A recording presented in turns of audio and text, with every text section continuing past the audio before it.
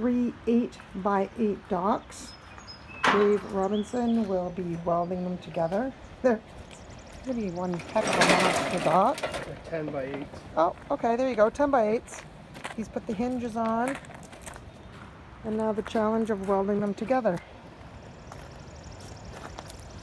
I kind of want this dock.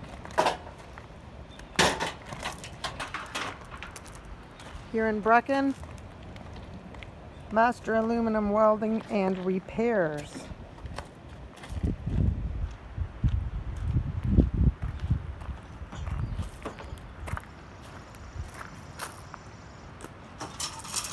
I guess I could show as well. Beautiful.